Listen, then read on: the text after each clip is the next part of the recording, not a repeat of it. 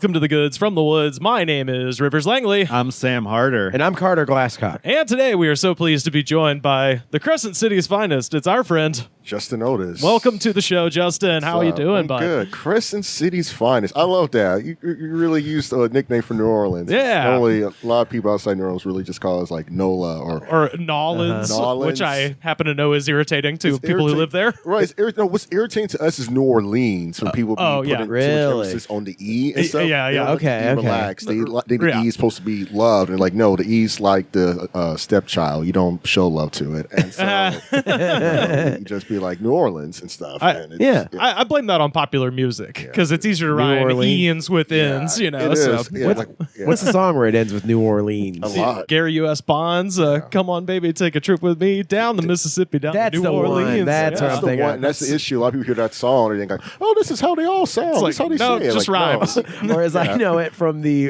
acclaimed film Blues Brothers 2000. Oh, yeah, I was about to say. Yeah. The superior Blues Brothers by a long shot. Hot take. So Nolans, that's got to be irritating. That's no good. Nolans, it's strange. Nolans is not irritating if you're from there. Yeah. If you, Okay. Like I say, well, I'm from New Orleans. Yeah. Like, it's relaxing and stuff. When Right, someone right. who's not from there says Nolans, it's like... That's what my Yeah. dad used to always insist that's what they called it. If you didn't call it that, you seemed like a rube or What? something. Oh, people be chill. People be like, "Oh, New Orleans." New Oh, thank Orleans. you. I live in New Orleans. People be like, Nolans. Nolans. If you don't say Nolans, we're going to like all beat you up in the street or something. We're hard, but we're like, okay, we won't be like that hard and stuff. Yeah. I was watching wrestling last Friday, and they were in New Orleans, and Roman Reigns, who's supposed to be a bad guy, addressed the crowd as Nolans. I was like, he's a fucking real heel. He knows how to heel it up. You know, sounds to do right. Yep. You mentioned the Blues Brothers. Speaking of comedy stars, Sam, I think brought this to my attention. We have an update on the prodigal son of Westchester, Pennsylvania. He's living his best life. Wait, who? Bam Margera. Yeah. Oh, geez. He's back. It was strange to think about him like 2 days ago because I was watching clips of Jackass movies and I was just like, yo, Bam, man, look when he was having fun. And, like, it was a drug, but it was still fun. tell you, Yeah. When you need a little pick-me-up, those classic, I mean, him, I was thinking the other day about the, not even the probably the least involved. This may have even been a CKY thing. He orders like a ton of food from a Wendy's and then immediately trips and spills it everywhere. That is one of the funniest. It's pure And he just comedy. Gets up and runs out of the restaurant. Yeah, and he's like, acts all embarrassed. I don't know what you're going to do about that. Then he runs out. It's very funny. Well, and then the other one was the fire in the hole, where you would order a large drink with no ice, and then he Brand, the guy, would go fire in the hole and throw it back in the restaurant. Let me get a goddamn Coke, an orange, and a Coca-Cola Classic. Yeah.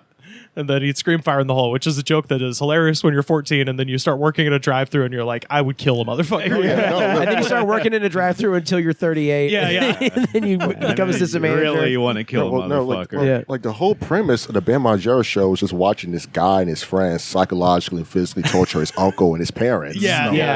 Way through. I think that was the when I got off. The Bam Margera Viva la show Bam. where it's just like, I can do whatever the fuck I want. Yeah. What do I do next? Yeah, what do I do next? That became his like fucking Robin Biggs Dream Factory. Like, why is it this guy's birthday as a show? Like, this sucks. Like, there's no. Well, that's when the narcissism and ego and money really all formed a terrible combo and ruined his life. I want to have him play my birthday just because it would be badass. It's like, this is so stupid. Ape and Phil fucking hate him. And then that his uncle was like a child pornographer. That was the most wild shit ever about him. So it came out. That was like somehow that was the less weird shit about that show. Somehow that was the less. Like the Mormon obese guy with one cock eye is addicted to child porn. No, it wasn't that. I think he was just a child groper. He groped. He was at like an autograph signing. A serial groper. He would do it. Apparently, he would creep on adult women too. Yeah, he did not. Yeah, he didn't. He didn't judge. I think he kind of did it because it was happening during the whole R. Kelly thing. He was like, you know what? Maybe I should do one for my team as well. He's probably like, this is the first time a woman smiled at me in my entire life. I got to take advantage of this at every opportunity. Yeah, you finally. I'm a celebrity now. You're famous for the first time at the age of like 68 or or whatever. It's like, And okay, I for might as being well. a fucking weirdo. I might as well do crimes. I would can have do loved to crimes. have heard like his like Donald Trump like grab by the pussy thing, like with the cameras away, him talking to like the limo driver, like they can tell you're a celebrity when you walk in the door. They know you got money. And when you're famous, you can do anything. You can do anything you want. Bam, bam. Well, if y'all, I know Sam is the one who brought this to my attention. Have y'all been made aware of Bam's new venture yes. into music? What? Okay. No. Okay. I thought you were going to be talking about him being on the run and everything. Oh, and not finding yeah. him and shit. I think his legal stuff is in order right now. Oh. Yeah. Because as I saw last, he was in New Zealand. What? Yes. A further update to this. Yes. I don't know. Yeah. Let's start at the beginning. Okay, yeah. So he Out of nowhere releases a track. Yeah, well, what you were talking about when he disappeared. It was, I'm not kidding. Like we finished recording, we're like, all right, man, see you later. Sit down, look at my phone. I was like, fuck, like because we cover the Bam beat here, and he You stay pretty on it. yeah, I was on a run in the woods. I was talking to birds. What happened to that video of him talking to us that somebody got from? Oh, Cameo. Yeah, that's a fucking. You know that instantly made me nervous. That makes sense. It instantly for made me you. nervous. Yeah, It was- that he would check in. Well, like and the be way my brain "Who's is, this motherfucker it's like, making well, fun they're of me?" nice enough to get a cameo. Like he doesn't get a million cameos, but it's Yeah. like they're nice enough to get a cameo from me. I'm going to check out their podcast. no, he was not. Yeah, fuck no. Yeah, As long as no paper trails. He But recorded this inside a fucking Dave and Buster's, like literally. What's up? It's Bam Margera, and you're listening to the Goods from the Woods podcast crew. Yeah, man. Yeah, so and we got a yeah man. yeah, you got a yeah, We got a Chet Hanks yeah man. Apparently, that is one of his catchphrases because today I was made aware of the fact that there is a Reddit page r/Let's Talk Bam, and it's just daily updates from whatever the fuck is going on with this How guy. many times is the term Phil's ass mentioned? I don't Dude, know. Phil is fucking out of the picture completely. Is he I don't dead? know what I don't know what happened, but he stays away from the media 100%. April's still in there sometimes. Do you feel like it's like anti-vax stuff? No, No, I No. feel like Phil's just fucking over. He's it. done. He's done with it, He's yeah. just like, I He- don't he- need this drama. In He my watched the fucking Star life. Machine fuck up one son's life. It's like he doesn't want to. I'm sure he's not in the best of health. I would Yeah. assume. Well, I think like Phil, I just remember watching the show and the movies. Phil was just always amused by what Bam was doing. April was always like, I hate my son. Phil's like, he's just a whippersnapper. Like, Right, that was yeah. the other thing. Because remember that scene, I think in Jackass 2 where Phil was replaced with another fat white guy. And April, we're all laughing. It's all funny. Like, it is funny, but looking back, like, yo, you kind of got your mom to almost get sexually assaulted by another random ass dude. Like, this is. that was just Preston Lacey. Preston's not going to do anything. That's what Preston says as he's like cleaning a sniper rifle. Preston's never gonna do anything. no one cares about good old Preston. But yeah, he like Sam mentioned, he's in New Zealand, and that is where he met up with a couple of three musicians. So we've got a rap duo from West Sydney called Cult Shotta. Okay, I was right about Colt part. Okay. And we have a guy from New Zealand named Tanboy Miguel, and they have come together with Bam Margera to make a little collaboration. A rap song. Yes, Okay, yes, indeed. That makes sense. So basically, about 10 years ago, maybe, Bam had a kind of a comedy rap side project called Fuckface Unstoppable. I think we talked. We've about definitely this. talked about Fuckface Unstoppable. They have one song, and it's called Bend My Dick, and the chorus is, I'm going to bend my dick around the back of my ass so I can fuck myself. You could do that. So. Yeah, I mean, you'd have to have a pretty large You'd have to large have wang. a contraption, Yeah. most likely. Yeah. He does seem like he has BDE, What? Does he? big dick energy. Oh, sure. I mean, yeah, I know what it means. It doesn't mean intelligence. Yeah, It yeah. just means he has a lot of confidence to go forward and do dumb shit. That's true. But yeah, that was his comedy rap, and I think this is more of a diss track. So He tried to take it way too serious. What's New Zealand Unfortunately. rap even like? Shitty as fuck. That's Bad. okay, it's like it's Australian rap. I hear it, I'm like, yeah, that doesn't sound Well, good to me. well, Like, basically, this is both. This is Oh, New Zealand and shit. Australia Oh, coming okay. together to lift up Mr. Okay, Margera. so it's kind of like Basically- some D. Arntwood sort of. Yeah, except not Nazis. No, as far it's as like we a know. rip off of like American trap music, but done by fucking white Australian guys. It's kinda like the Iggy Artwork. Azalea. basically, where it's just like, okay, you got some auto tune on the chorus. You got They do have dreadlocks, right? Well, one guy has dreadlocks? what I would describe as Statue of Liberty dreadlocks, where he has almost no hair on top, but then he has like these like spiky dreads sticking out from behind his head, like the Statue of Liberty. And they're green gray. No, they're just hair colored. They're nothing else notable about him except that. But the group Cult Shada is made up of. So this guy has a couple of names: Professor Xavier, Charles X, and 11, spelled E11 even. And then of course the other member is his hype man, Little Golo, aka R2D2. Well, okay, so one's trying to emphasize his baldness, the other one's emphasizing how short he is. Got Baldy and Shorty, aka Willow, aka Mini Me. And then Tanboy Miguel is from New Zealand, and that is all the information I could find on him because he's mystery, man. Frankly, anytime I hear this kind of music coming out of like white people, frankly, I'm like, who's their dad? Right. Because in the past, we got an energy drink one time from a rapper in West Hollywood named Smiles, and we looked him up. His father was the guy who started Bedhead hair gel products and sold it for like $1 billion, and this kid literally grew up with a water park in his backyard in Beverly Hills. And so with this one, I was like, man, it sucks that this information is not as readily available for Australia, because I'm sure something's cooking. All these people are losers. The second you see every single one of them, you can tell they feel suck. it. Like, you never show me a photo of them, but I just know for a fact. Well, I'm going to play the video here in just a second, but it says, asked about how the Wild collab, this is from Purple Sneakers, asked about how the Wild collab came about. Charizard added, quote, essentially... Wait, which one's Charizard? I don't know. I was getting... like that came out of nowhere. I was getting so bored reading the thing. I'm just like, okay, just get to the part where you guys are, enabling this I like how they also... man. They don't have, like... They didn't come up with their own name. They just picked other, fictional characters. Yeah, the other guy's R2D2. Baby Yoda, R2D2, and Gandalf. It's like, those are already... Baby Yoda's a good rap name. Baby Yoda? Yeah. Oh, yeah. Do you feel like they possibly heard about a Wu-Tang Clan but never listened to Wu-Tang Clan? I want to be like that, but not actually be creative about it. So this is Charizard. He says, essentially, the producer Since When used to produce for Lil Peep, and he's a close friend of Bam, and he always tries to keep him out of trouble. And I was like, good thing that Lil Peep's producer's trying to keep Bam Margera out of trouble. Lil Peep famously overdosed. Yeah, the deceased Lil Peep. Little R.I.P. He says, anyway, he saw me and the boys and reached out to come through the studio, and Bam was there, and when we heard Shada, he was like, I need to hop on. This is how I knew it happened. He was drunk somewhere. He ran into these guys. He was drunk in Australia. He was like, we got a fucking collab. Yeah. And then they used Bam Margera, so they're just like, yeah, sure, man. Well, Sam, how much? Ye of little faith. This is also a quote from the group.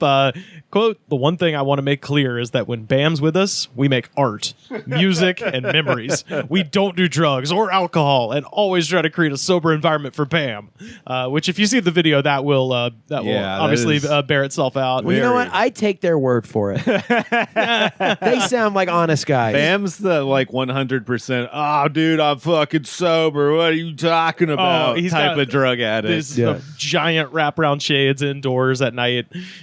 All the marks of a sober guy. So hater blockers, they call them. The first half of this is just Cult Shada rapping, and it's so boring and stupid. I don't care. So it's a really bad song, but it is Bam themed. I will say that. He's like, all skateboards, basically. Yeah, he's like, I could never heart a bitch, but I'll heart a gram. Huh? Bam's logo.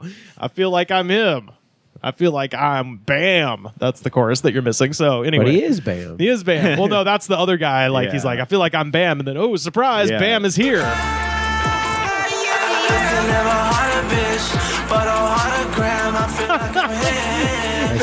They've got the autogram in the video. See the Statue of Liberty? Bam owns that now. Yeah. I feel like I'm Bam. I have to rise from from the ashes. I had to take a lesson from the darkness. Yeah, watch me at the Family Fun Center. Okay, hold on. First line. Watch me at the Family Fun Center. That's sad. That makes me so sad that that's his first line. As a man who's not allowed to see his child legally, that is the saddest bar in rap. Is the king. Also, he references his son. He's like a phoenix From wolf, I rise from the ashes. Yeah, He really tried to get fucking deep with it. Yeah, right out Phoenix of the is gate. his son's name. I think, and this would stand up in court. It seems like he's doing well. What if this is like the New Zealand version of Intervention where they hire rappers? How far your life has gone and they make a music video about Actually, it. that's a great point. If you, at any point, dear listeners, if you see me in a studio with rappers from New Zealand making a track, go ahead and 5150 me. I'll go. I give my permission now. I'm insane. But It has to be Jeff Van Vondren or whoever it was in Intervention, the guy with the landing strip head. Oh God, He was the best one. Him and Cindy. But yeah, no, the Family Fun Center reference. It did occur to me that I think that's where the cameo that he sent us was probably filmed at. It's got to be, right? We always said it was the down the street. We always know that's Family Arcade. He's referencing some place in Westchester. I think he's like, you could catch me at the Family Fun Center, and we always thought that cameo was a Dave and Buster's, but now I'm thinking it's some local spot. It probably is. Yeah, he's not out in L.A. He's probably in. He's in fucking the middle of woods in Westchester. Yeah, let's continue.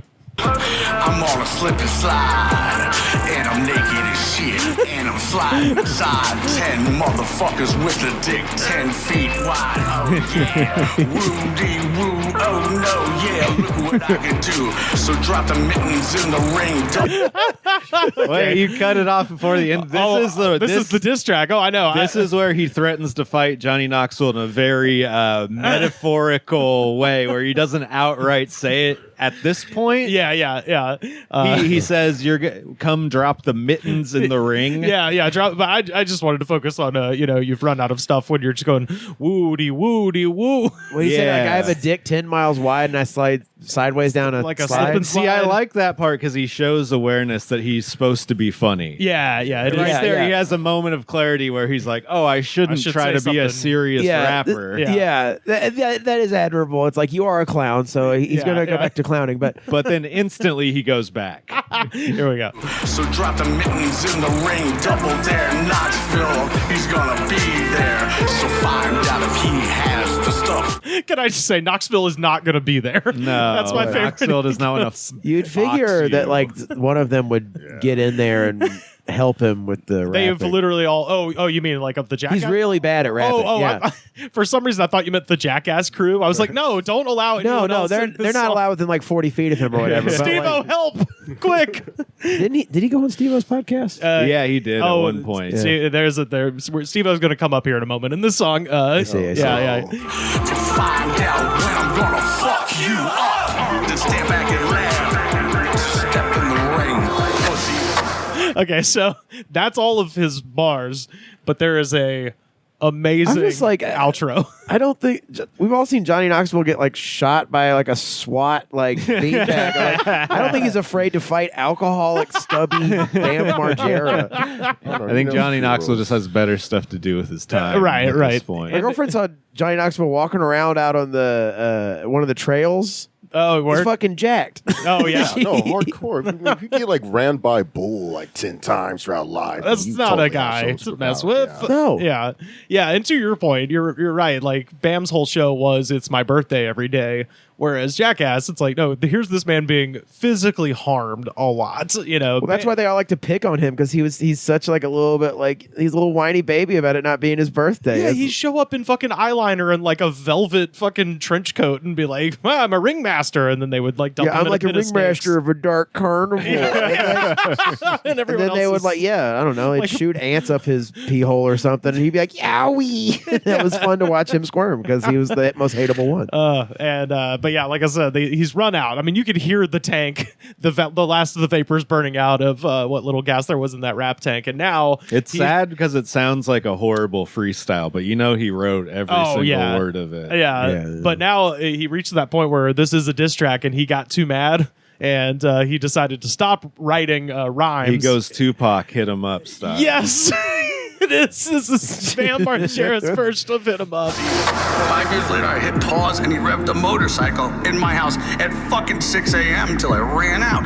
Opened up the door and stepped on all these fucking tacks. You ruined my fucking money makers. Okay, so wait, that was incoherent still. Wait, I Bam just talking right now. Yeah, that's his monologue at the shit. end. So that's his like list of grievances. So I spent all day on let's talk about Bam Reddit. So I actually have decoded this.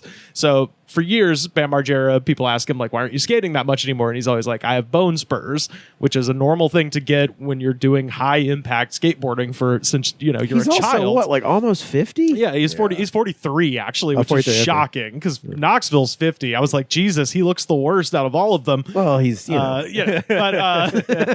he's a walking bag of cocaine. I was gonna say the fact that Steve-O looks as good as he does. I mean, he sounds like he's been sucking on a tailpipe for the last 30 years, but he looks better. Yeah.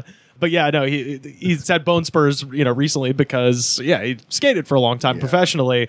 But recently, he has begun claiming that the bone spurs are because on an episode of Viva La Bam, Johnny Knoxville brought a motorcycle into his house and put a bunch of thumbtacks outside of his bedroom and then revved the motorcycle, and then Bam came out and stepped on the thumbtacks in his socks, and he said that they are. That seems like a pretty like low tier prank though, for them.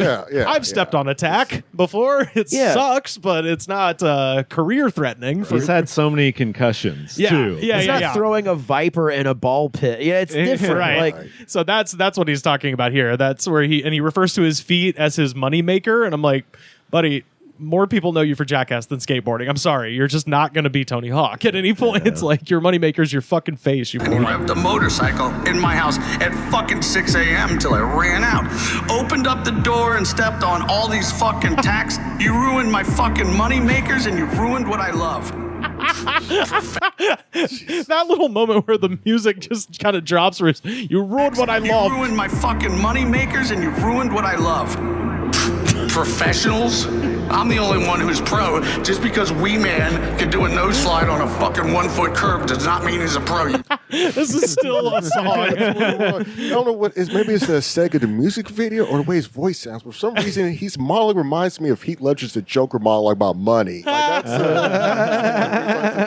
it's just something about it. Just reminds me of that. This city deserves a new class of criminal. That's why I fucked your bitch, you fat motherfucker. Him calling Johnny Knoxville a fat motherfucker. Oh, he and Steve-O. Oh, here we go. Wait. 1 foot curb does not mean he's a pro. You do not get little kid points. His like epiglottis flobble. You do not get little kid points. Oh, fucking amazing. And Steve-O, he skates, but he can barely do a rail slide on a fucking flat bar. Meanwhile, we have Corey Juno, Nigel Houston, Chris Joslin, all these motherfuckers breaking their ass. It's a weird Nigel Houston shout out, but all right. Yeah, he starts shouting out all the cool skateboarders. Yeah.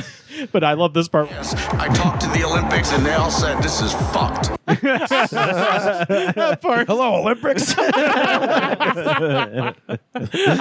this Bam Margera?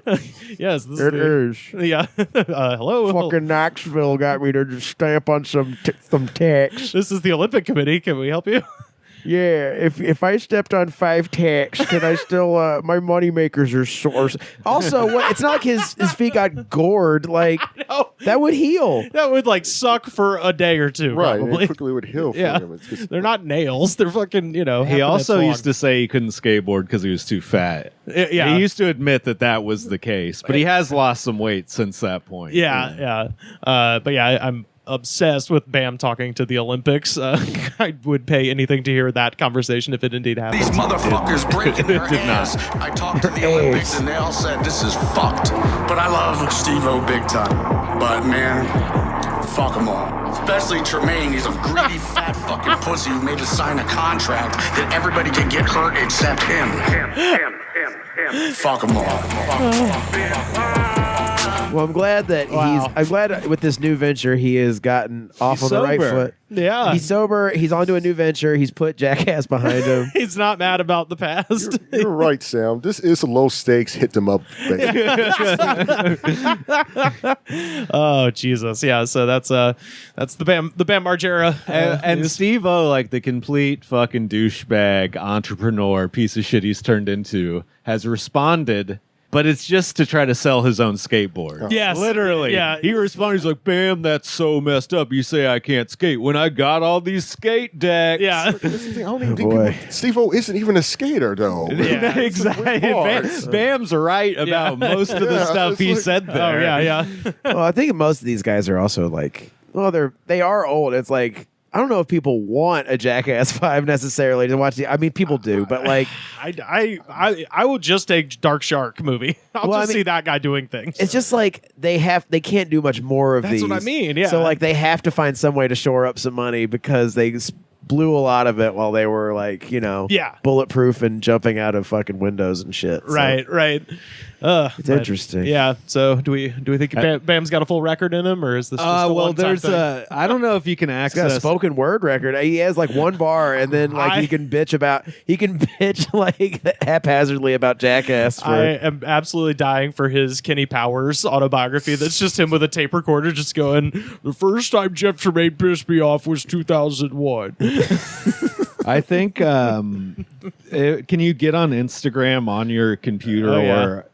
If you go to Bam Margera's Instagram page, there is footage of him in the studio doing other music. No. Yeah. This is getting sad. Yeah. So this is him with some woman rapper doing like a Cardi B ripoff. Okay, let me see. Is she in a bikini? Yeah. Why? She got crazy go, crazy fly go, crazy Gumby go. Oh no! Oh no! Put my pencil inside and still on your face. Make you taste my murk and twerk my cake. Get you laid. Oh my Jesus! Look at this part. Look at this part. Oh, they high five and act like they just killed it. Crazy Gumpy gold. Gumpy wumpy whoa whoa. I got gold. I got crazy Gumpy gold is one of the lines. Jesus Christ, Just dude. one of the lines. What do you think the last rap album Bam listened to? Great question. I think the last Probably these New Zealand guys. the last rap album he listened to was his commentary on Jackass 2.5. Like he lives in an echo chamber of his own voice. Right. So it's like for a reason I was thinking like this reminds me. Y'all saw the movie Spring Breakers, right? Oh yeah. Okay, so remember James Franco's character, Right, Alien, based yes. off of Riff Raff. That feels like that was like he saw that movie, but he was thinking like we're all realizing this guy's a horrible rapper. Bam Margera finally found my next career goal. This is the. I think that happened after Fuckface Unstoppable. So maybe Harmony Korine saw Bam Margera, was like, aha, let's cross Riff Raff and this guy. I don't know if this is like what maybe this is what Bam Margera is supposed to be doing. There What else is he supposed to be doing? I don't know. No, he's supposed to be falling off. I mean, if he wasn't, he'd be doing the same thing Steve-O's doing and hucking fucking bullshit products Right. on a podcast as if they're his favorite thing in the world. Yeah, sure.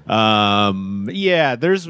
If you're more interested in this saga, there's multiple accounts on like TikTok and Instagram that basically just clip stuff from him. Bam's up to. Yeah, he's on. There's clips on a TikTok channel of him narrating footage of the police body cam arresting him. Oh, and as they're watching the footage, he's like, "Yeah, you see, this part is complete bullshit."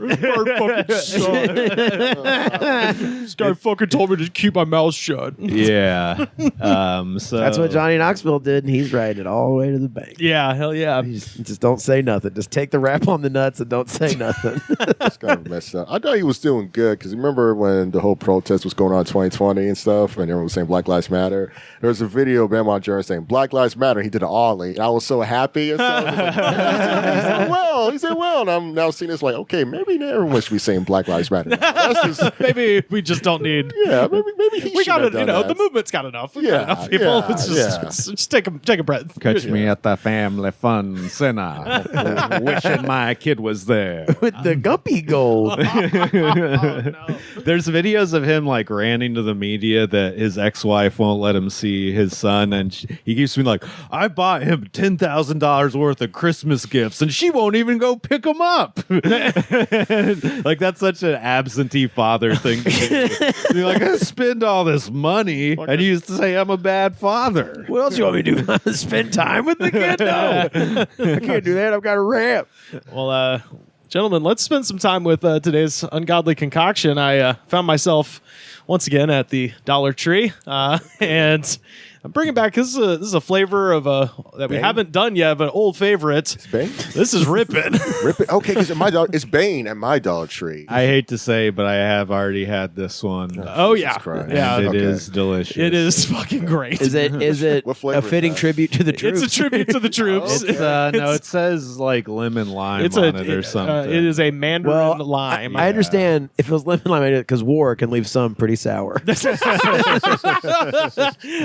As can military service. As we mentioned with Rip It, this is produced by the same company that makes Faygo. And this is a camo can. Did we say that? It's digital camo. This is the sugar-free version, so it's a crashless Rip It. So we're ripping it, but we're not. I hate the Insane Clown Posse. At least I've noticed through this podcast that they're getting like a Guy Fieri-esque kind of redemption. Like, what are they doing that's so wrong? yeah, headed up by me. I know, and I'm not even a big fan. Shout out to Shaggy Too Dope. I saw on Instagram his tour bus had a bad wreck last night. Oh no! Yeah. No one was very harmed, but Okay. it looks rough. Prayers up sucks. to Shaggy Too Dope. Man. That sucks. And his tour friends, I guess. But yeah, this is made by the same people that make Faygo, and I love telling people this because a lot of people don't know. You know what else the Faygo Overlord company makes? Fucking LaCroix. Yeah. Faygo makes LaCroix? What? Yeah. Yeah. Seriously? Bombshell. I'll tell you, those devious clowns. Yeah. Those insane clowns. Those insane fucking clowns. Yeah, so They're one of the biggest drink companies in the country. Hey, yo, the low-key, world. yes, and my favorite thing is that LaCroix, people just assume that it's made in France or some shit. It's like, I thought- motherfucker, you're drinking Faygo. I thought Coca-Cola does Coca-Cola own Faygo too? I thought Coca-Cola made it. I mean, also, the Insane Clown Posse does not own Faygo, right? No, they're just Okay. big fans. They're They're just big huge, fans. big supporters. Okay, Yeah, gotcha. Apparently, there's an old guy at Faygo, according to the Insane Clown Posse, who does not like the fact that they use their product. And once he dies off or retires, apparently they're going to get an ICP Faygo collab going. Oh, was gonna nice. say, like, according to them. They should be so goddamn lucky. They have their legions of fans bathe in the shit. know, Like, yeah. you know how much They're Faygo's rich. been sold? Technically, ICP's the reason why LaCroix exists anyway in the first place. They got money and it was like, okay. No, Coca-Cola's flavored seltzer is called Aha. Oh, yeah. Yeah, And then yeah. Aha's okay. and You ever had Aha? Pepsi has bubbly, and then and then LaCroix. is made Pepsi, by just Faygo. like Pepsi. It's like, yeah, but if there's a LaCroix or Aha present. No, I take bubbly over Aha. Bubbly, Personally. Get a cherry bubbly. I think that might be my favorite of the two big name brands. Nice try, Pepsi. Is what I Yeah, say. Aha. They had a major stumbling block right at the beginning of COVID. I bought. Did they? Right before COVID hit, the last big box of seltzers I bought was a coffee cherry. And Ew. Aha, and it was so fucking gross. And bet. and then the stores had just been cleared out of seltzers. So I was just stuck with it for until they. It's a hard life, everybody. It's a Yeah, hard life life. is hard. Yeah. Someone brought a bunch of free Ahas to work, and I guzzled that shit for like months. Oh, So yeah. They're not- decent. they're not terrible. Yeah. They had a Fuji apple ginger flavor that I don't think they make anymore. That was quite good. I'm to a point where I'm like, they're mostly created equal. Yeah. It's depending Yeah. on. There's some weird flavors, but for the most part, they're all yeah, fine. but anyway, I do just like that. Just- like I said, Sorry, there is. Well, first of all, you said the name is called Rip It, you said? Rip It. Okay, for Yeah. some reason, it makes it sounds like someone heard the term whippets, like the whippets. They want to be family friendly, so like, all right, let's make something that's less. Yeah. complicated than that. But at the dollar store I live by, there's Bane, like I mentioned, Yeah. exclamation point, and they have a flavor of birthday cake flavored energy drink. I drank that shit. I was so confused by what I was supposed to be doing. I don't know. I was supposed to be having fun, or I was supposed to be reflective about my life. Like it was. There is something a birthday cake flavored drink. Like I've had like birthday cake flavored like other thing, but like the drink that's got to be the sweetest thing ever. It's sweet. Strangely, it's sweet, but at the same time, you feel like your heart is telling you to kill itself. Yeah. Well, there is something so distinctly sad about a birthday cake flavored anything for one person. Yeah, just where you're just happy birthday to me. Yeah, Happy birthday. You're at the mini mart and you see like birthday cake Oreos, and you're like, yeah, I'll take the birthday cake in my car. 4th anniversary of a divorce. You're like in the mall food court, and you're like, "Happy birthday to me." You just got the fucking. I like Sbarro's pizza pie. It's delicious. I'll have 2 pieces because it's my birthday. You got on the earbuds, just you without you, baby. Yeah, emanating from the Gap next door. This one, we talked about this about 3 years ago when I first discovered Rip It's at a convenience store outside of Fort Benning, Georgia. Rip It has an exclusive contract with the Department of Defense, and so in Iraq, if you're an American soldier, this is your energy drink. Oh. They serve this exclusively, and commanders and people who are in charge of battalions out there give these away as like little treats. Like, hey, if you clean the shitter, I'll give you a case of fucking Rip It's. And then troops would do a thing, like we read a whole blog post about it, where they would do a thing called a case race, where they basically tried to drink as many of these as they could without having a heart attack. Jesus. So there's a lot of dark energy behind Rip It's, but ask guys who've been overseas. Some of them do have Rip It stories. I swear to God, I've talked to people. Oh yeah, and they're like, yeah, I've heard one guy put down 13 or something like that. So I told this to our friend of the show, Anna Valenzuela, and she did a show at like some kind of army function, and she told me after, because I had told her the whole thing about Rip It, so I was like, yeah, all the troops know about this shit, and she was having like just an okay set, and then somebody said something and she pulled out a Rip It reference, and apparently the crowd just went fucking ape shit because they were like, you fucking know about Rip It, so it's a thing. But these are available for $1, and let's give the sugar-free variety a try. Oh, hell yeah, we're ready to rip it. Sugar free, huh? Okay. Yes, so is this 0 cal? 0 calorie. Okay. Good stuff.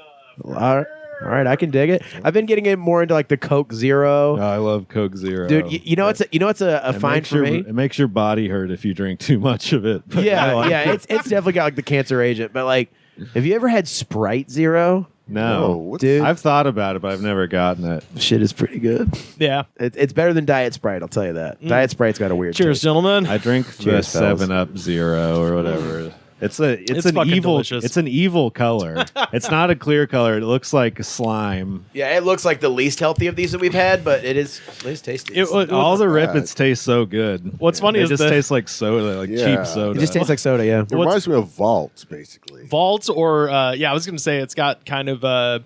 It's funny because the official flavor is Active Mandarin, Live Wild Lime. But it just tastes like grapefruit. You know, it tastes like less shitty Mountain Dew. It tastes like better Mountain Dew. Yeah, because I don't like Mountain Dew, but this tastes better. It does taste a lot like Mountain Dew. It says Active Mandarin in this? Yeah, it says Active Mandarin and then Live Wild Lime. That sounds like code for something going on. Yeah, for sure. I bought a shitload of these. I drink all the time. Let's hear it for our boys in blue. There's energy drink for cops too? Yeah, I misspoke. Boys in blue are for cops. Fuck cops. Anti-cop. Cops probably drink like original recipe Monster, Rockstar, or something nasty like that. I would believe that. Monster juiced. The coffee flavored Monsters. That's what it is. The donut. You know what? Cop energy drinks are just alcohol, just whiskey. No, it's an Irish coffee, but made with a Black Rifle Coffee Company coffee. Mm-hmm. That's their drink of choice, I think. The right wing coffee company. Right. So yeah, fun. What's your rating, Rivers? I'm 5 stars. Absolutely. This is like It's funny because it's the cheapest fucking energy drink. And it's like it's perfect. It's absolutely. I was gonna say does like the trick for me. Being not as big an energy drink fan as you guys are, it's completely inoffensive. Yep. There's 0 calories. It's a brand name I recognize, so I'm not as terrified for my immediate future. Oh, yeah. That's a 5-star for me, too. Yeah. And it's not that strong either. It's not that bad. like It's only 160 160 for caffeine total. Okay. That's not too bad. Good. But that's with 2,000 milligrams of taurine. I thought you were about to say tar, just cigarette tar. Some other shit, some guava seed extract. There's other shit in it. Oh, man. So it's probably higher than 160. But Yeah, I would give it 5. I mean, I don't really drink energy drinks at all. But I would give No, this a that's what I was going to 5-star. ask. Yeah, is that your what energy drinks have you experimented with? Really, I just go on vibes. To be honest. Oh man, see, that's what I'm much trying to what get I to. do. You know, You energized by vibes. Yeah, energized by vibes. Pretty much. Only energy drink I really drank before. I think I've never drank Red Bull at all. I've only drank this Monster Energy drink back when I was 18 years old. just like the original one. The original one Yeah. felt great for 2 hours, and for the rest of the day, I just felt miserable, depressed. Yeah. And I was just like, monsters for fucking freaks. it is. Did you ever you know about the Monster Energy drink lady, right? Oh, No. the what they would go around and hand them out for free. No. Okay. If you type it in, there's this lady. She's Christian. Okay, the Christian lady. Okay, there's just a famous video. Very much so. One of my dad's friends posted on Facebook a long time ago, earnestly thinks she's right, and I clicked on it, and it was just her basically explaining how Monster Energy drink is pretty much a sign of the beast, the mark of the beast, and how this shit is fucking incredible. and it's like bottoms up. It's the most. It's funny There's thing. a gap right here in the letter M. It's never connected. So you go into Hebrew. The letter Vav is also the number 6. Short top, long tail. Short top, long tail. You could have here in Hebrew 666 on the can. You could if you were a crazy person that had too much free time. You could and you do.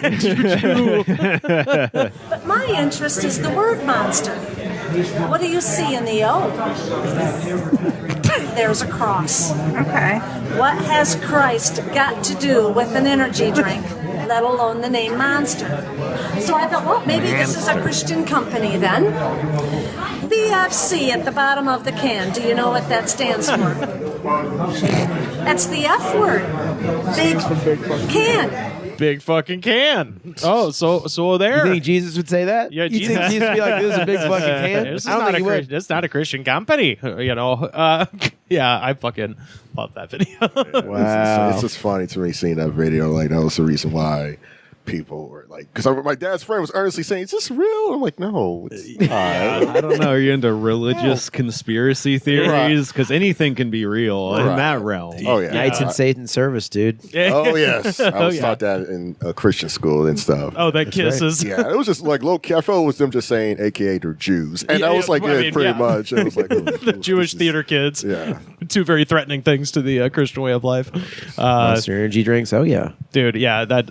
Hold on, I'll see the rest of this. In fact, they write it on the side of the can, so I know that's the F word. Okay. Now, do you Why know would what that- a MILF is? That's you, lady. Well, too. This is not a Christian company at all. It's So why Coca-Cola. would they have put a cross on the can? Here is the message. Antichrist. 666 in Hebrew. And then the Bible talks about the beast in Revelation. Or And look monster. at Monster's ad. This is the stuff. Unleash the beast. You know what gilf means. Do you know what DILF is? Oh, on this can. Are you aware of what a chode is?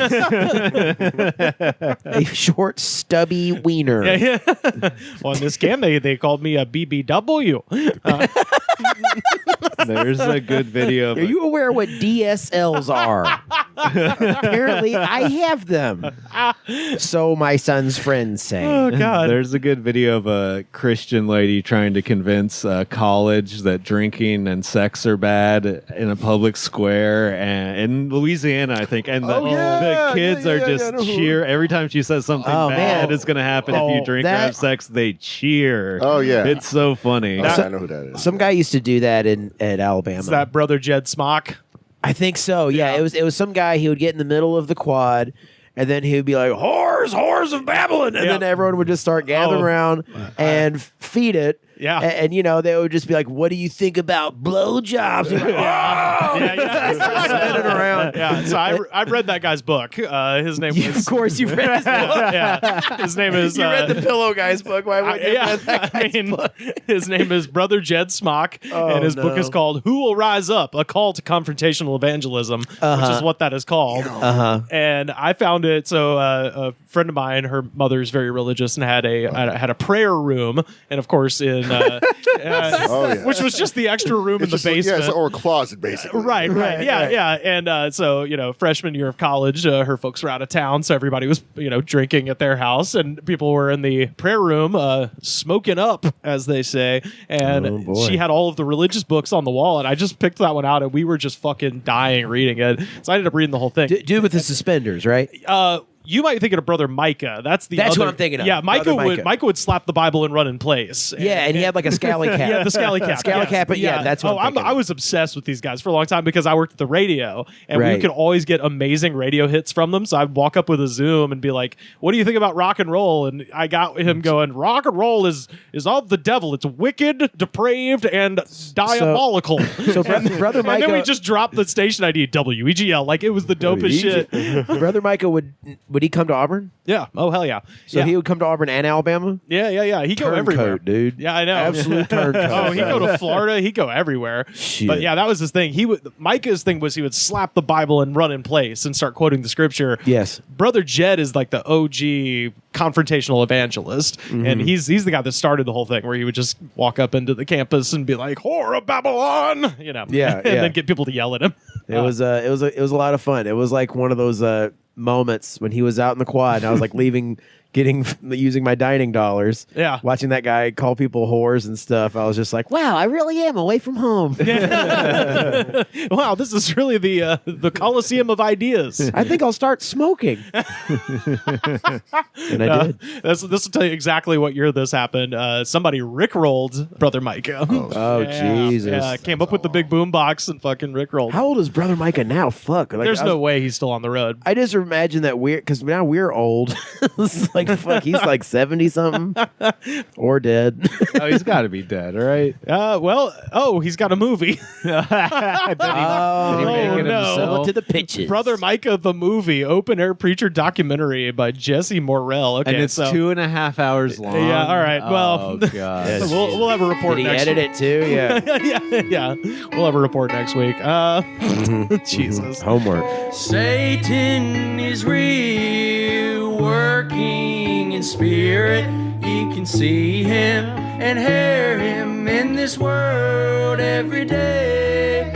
Satan is real, working with power. He can tempt you and lead you astray. I have some medical news that I wanted to share with everybody. It's like your personal medical news. Yeah. I'm getting my tonsils out. No, I don't know.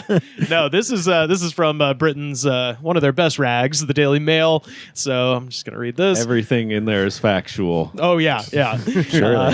So Michael Raduga, a Russian researcher with no neurosurgery qualifications whatsoever, reportedly lost more than a liter of blood while performing brain surgery on himself in his home in Kazakhstan. He Hannibaled himself?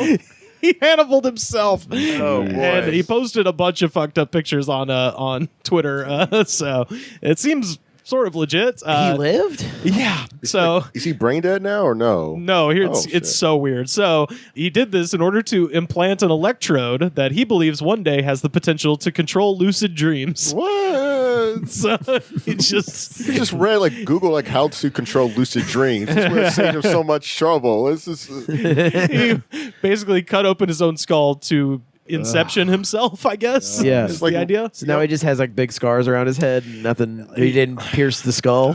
Yeah. Raduga is not a doctor. I like that they stress that multiple times. I like it. But he is the I founder. think a doctor would know not to do that, right? There was a TV show on Showtime with Clive Owen called The Nick, and there's literally a season 2 storyline with his character having to perform surgery on himself. Yeah, doctor, but he dies. And I was like, based on what you've just told me and so many things that I read about for this program, I'm more and more thinking you should have to have a pass a sanity test, so watch TV or read the internet. Right. Because otherwise you should just be relegated to books that were published by people that are normal. Because this is what happens. People consume shitty content and they're like, I want to be Inceptioned. And then they start drilling their own heads open. So Raduga... it's more Darwinian is the thing, you know. Raduga, not a doctor, but he is the founder of Phase Research Center, an organization that claims to provide beginners guidance on how one may experience sleep paralysis, out-of-body experiences, and astral projection. Wait, but those are all things a medical person would have to be required to do. And or how would he? He just watched Inception and said, "I got this," and it's just like it's just, I think that's it. Yeah, and also he's doing astral projection. You know, like doctors do. Yeah, sure. I'm gonna visit my dead mother on reticuli. He has quite a cult following in Russia, so that's good. This guy's also got a cult. That's great. And many of his followers have been praising him for his courage to push boundaries in order to achieve his goals. Pretty much feels it's the requirement to have a cult following in Russia. I mean, you know, it's the only way to make money. Yeah. It's actually scams are the only thing that is producing revenue. So by that, do they mean like social media following? Yeah, I think so. So people are just egging him on to drill a hole, and he doesn't realize they're like trolling him. It is people bored on their phone commenting, "Do it." It'd be funny if he did it. Do it, bro. It was like that Reddit post about that guy who was like about how he was pretty much having a schizophrenic episode because he kept hearing voices, but this 4chan or I forgot subreddit people were convincing him it had something to do with the catacombs in France. Oh, and no. It went all the way to him going to the catacombs so he could try to find what the source of his voice was and everything. And the people who were doing this immediately said, hey, Dan, we're just fucking with you, okay? Don't do this. But it was already too late, basically. It was this long-ass story that went for months and months and months, basically. Like he was just, they were like, hey, don't do that. But he was already in jail in France. I think you would do like the sunken cost bias because then you'd be like, well, you should have told me that. Like you're past that because then you're like, well, there probably is something there that you wouldn't have said that if there wasn't some truth to it. Like you're already so committed to being there. So his followers are praising his efforts to push boundaries in order to achieve his goals. But neurosurgeons are warning that he is treading on extremely dangerous ground. Quote, again, and I've said this before about British papers, they'll like print all the ridiculous bullshit and then they actually ask somebody who knows what they're talking about, which is not always the thing American papers do. Right. A lot of times they're just like, we don't know, maybe. And then in England, they're like, no, let's go find a guy with a fucking degree. So, quote, this is an extremely dangerous thing to do. Alex Green, a consultant neurosurgeon at the University of Oxford, told the Mail Online, all sorts of complications could have happened. For example, if he had caused bleeding from a cortical vein or an inner cerebral vessel, he could have had a stroke with permanent deficit or death. So, but yeah, here's how he did it. So Raduga himself admitted about 30 minutes into his DIY surgery that he was ready to give up because he'd already lost a lot of blood. At least he knew when to throw in the towel. He is smart in that way. Well, he didn't give up, though. I was like, thank God he didn't. You know what I mean? Because like most people would see blood from their own head and, you know, want to take a nap. And I want to see that motivational poster in like a principal's office with a guy just bleeding from the head, just says never give up. And like the little like monkey hanging says hang in there. Yeah, hang in there, kitten. Yeah. Yeah, hang in. It's the two kittens. Yeah. He lost approximately 1 liter of blood and was afraid he might pass out. Still, he allegedly managed to complete the surgery, took a shower, and then worked for 10 hours straight without anyone realizing what he had done. You think he was just thinking about another cult figure in Russia like Rasputin? He was like, you know what? Yeah. If he could survive through all this torture, then so can I. Yeah, it's like what is these Russians? They surviving all the stuff that should kill them. That guy should be dead. I mean, you know, when your blood is mostly vodka and crocodile, you know, should be fine. The controversial researcher told no one about his plan to operate on himself. Instead, he prepared by watching hours of brain surgery footage on YouTube. Well, yeah.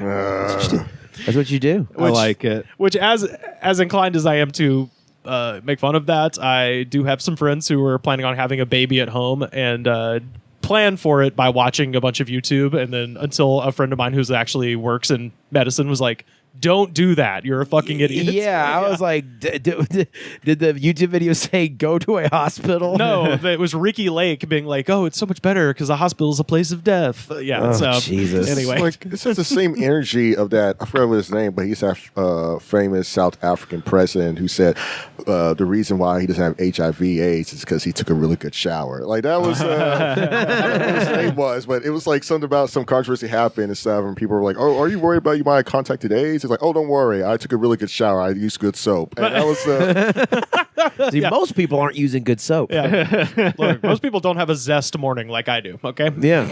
I got the best. So yeah, he was watching YouTube and experimenting on I a few can sheep. do a chiropractic adjustment on any of you guys. I've been watching YouTube videos. And you want me to contort your neck? I'll lay or flat on spine? the floor right now. have you watched the guy who does like the pro wrestlers? Have you seen that one? Oh yeah, I've seen him before. He's got a hammer and he whacks the guy in the fucking tailbone, and it always looks horrifying. It's the guy on his back, and then it looks like he's ramming It does, and they react as if it's a horrifying pain. Yeah, because it is. Yeah, because it is. Because chiropractic is just sort of a thing. I'm like struggling for comedic potential, trying to think of a worse example of something to do from taking advice on how to do off of YouTube, other than brain surgery on your own head. Rocket science. Like, I don't know how to follow like a one on how to like tie a tie. The same one that I flagged that I use every time. I fuck it up like 4 times. Right. Like, why would that guy? All right, I gotta get you a lot of belief in oneself. I gotta get you a bolo, my friend. Get him a clip on. Yeah, clip. Yeah, nice clip. I feel like if you take a clip on, you're gonna have clip on energy. You know what I mean? Yeah, I'll get you one of those the clip-ons that you can use the little squeezy and it spins. You go to Macmillan's Big and Tall and you get a tie that is way too expensive, and you go to a wedding for people you kind of don't like and you put it on the right way. At least that's what I try to do. He also experimented on a few sheep. So he did do some. So at least he did fucking an animal torture. Hurt a bunch of animals too. Yeah, but during the course of the operation, he did manage to implant a platinum and silicon electrode into his brain that he claims can trigger certain actions in dreams. Raduga ended up having the implant removed in a hospital about 5 weeks later. I was gonna say, is it connect to Bluetooth or how's this fucking thing work? Yeah, it's like Wi-Fi must have been crazy for him. As a candidate for brain surgery myself, I cannot imagine doing this in any capacity, especially if you don't need brain surgery. I was like, why don't you just try to do it yourself, man? I mean, this guy lived. Well, one of the things they do if you have epilepsy is they will implant an electrode in your brain that's supposed to stop the signals from making you have a seizure. Yeah. But that's done with like, the kind of machines that put together cars in a factory, like the arms. The arms. Yeah. It's very exact. Yeah. And more importantly, it's done by people with medical degrees who have done surgery on more than lambs or sheep or whatever. Who haven't exhibited symptoms of serial killers beforehand. Yeah. Your doctor today, Dr. Jones, has watched over 25,000 hours of YouTube. Do you feel comfortable? Sam, if you let me watch some videos, I can help you out. Yeah, we can. Free. We can do it ourselves. We'll save you some money. Let's get this thing done.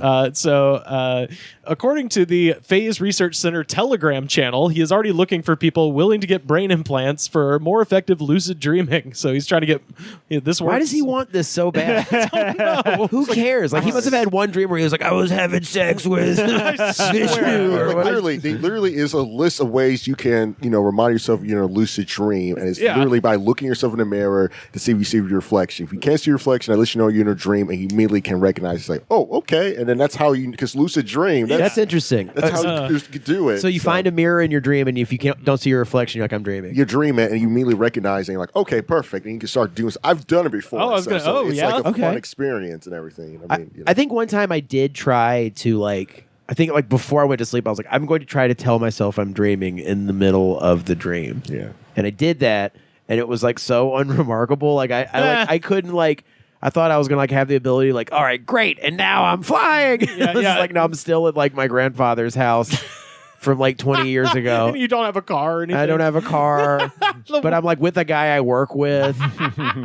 And then I'm eating Cheez-Its, and then I just woke up and I was like, well, at least I admitted I was in a dream. Yeah. That was pretty cool. The one time I remember being aware of it, I just woke up immediately. I was in the dream and I was like, this is too crazy. This is probably not real. And then I woke up. So I didn't know the reflection thing though. That's interesting. Yeah, the reflection thing. Then they said apparently you stand still while sleeping. You suddenly start feeling your body's moving around instead of like in a circle, spinning around. Yeah. And it's supposed to somehow help you lucid dream so you can be like, okay, I can finally fly and shoot out lasers. Give birth to kittens. So, something like that basically. So. Another version of you is like holding your hand like as you birth a litter of kittens. Do you guys remember your dreams? Sometimes. I used to write them down, actually. Yeah? For a while, yeah. I have not remembered my dreams in so long. I remember one dream I had where I was a private eye who carried around a giant candy cane. Like, that was low-key fun. For some reason. I shot people with a candy cane in a dream, so I'm also a convicted murderer, basically, in a dream. So it was really Did it insane. shoot smaller candy canes? No, it just shot actual real-life bullets, and I, pull up against people. So you're the Joker? Pretty much. The Christmas episode of Batman? Pretty much. But I was solving crimes, too. So I'm like, who's murdering all these people? Oh, it's me. It's just, like the noir thing is like she came in with a sweet tooth.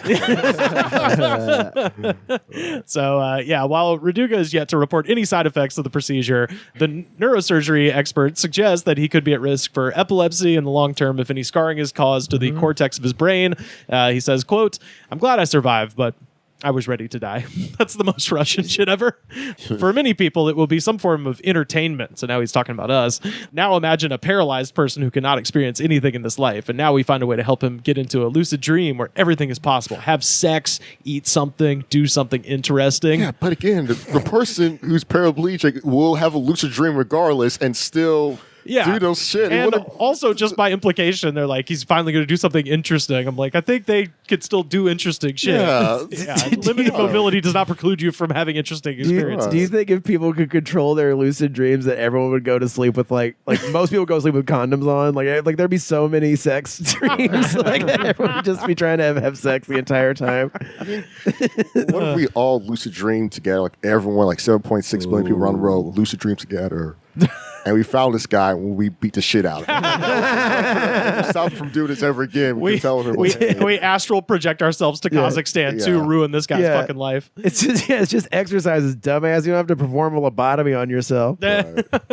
Right. So that's the news from Kazakhstan. In dreams, I walk with you. In dreams, I talk with you. In dreams, you're mine. All of the time we're together.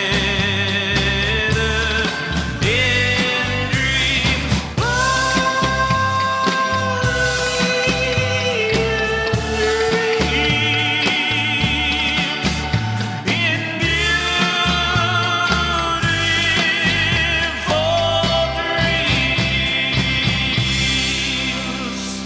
We have a segment on the show where we talk about our guest's hometown, and we mentioned this up top. Justin Otis comes to us from the Big Easy, New Orleans, Louisiana. I like it. Another nickname shout out. Oh, yeah, I like yeah. that. Big City, Big Easy. Here's the thing. I've known those two for a while, but when I go do comedy in a new town, I like to look up and see if they have a nickname. Nice, because you connect with them more. And you're like, okay, you knew but something. also it's really funny when they don't. Right. And I had somebody the other day ask me about Fresno, and I was like, the funniest thing about Fresno is they don't have any nickname. Right. Somebody in the early 1900s tried to get the name Raisin City off the ground, but that just didn't take. So like, we're not a raisin city. Yeah. I mean, I guess they make raisins there, right. but they call it Frezzy. Yeah. that was see, there you go. See, you should be in charge of the Chamber of Commerce over there. I should be the mayor of Fresno. Yeah, absolutely. And I'm going to run for it. They went bankrupt, so you could probably fix some stuff up. Step right in there. Yeah.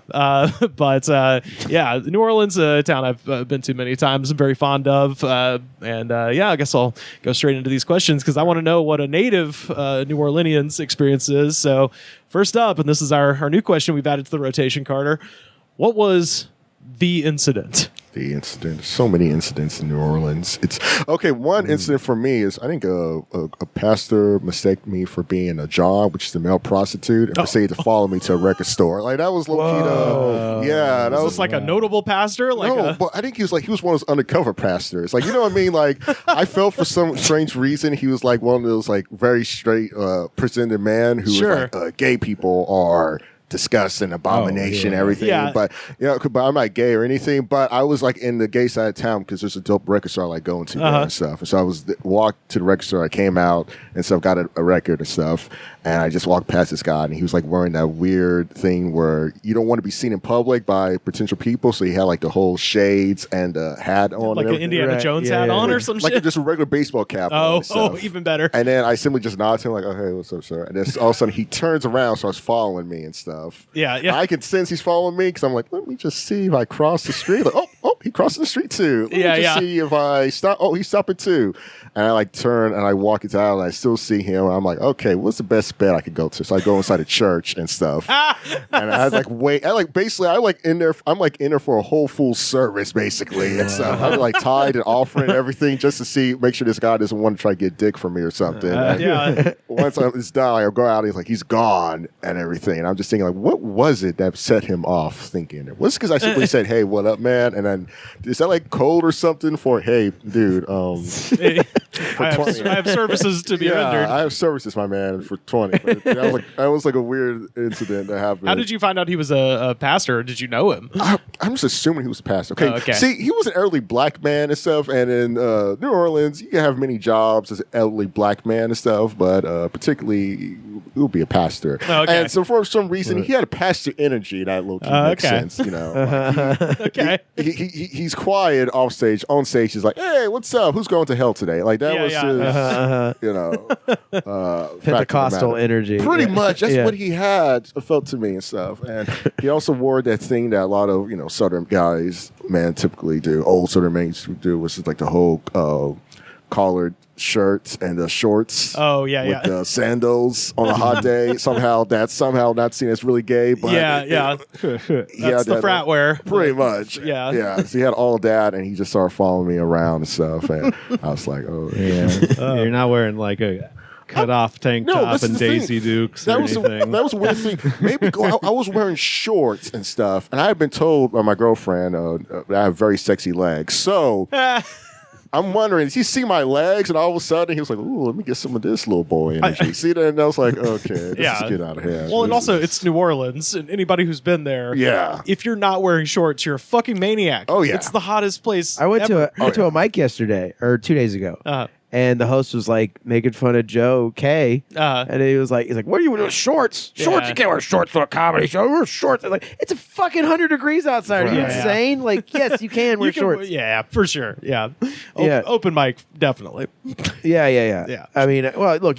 I wear shorts to like funerals. I'm gonna be comfortable. Got it. Funerals. Question 2. Yeah.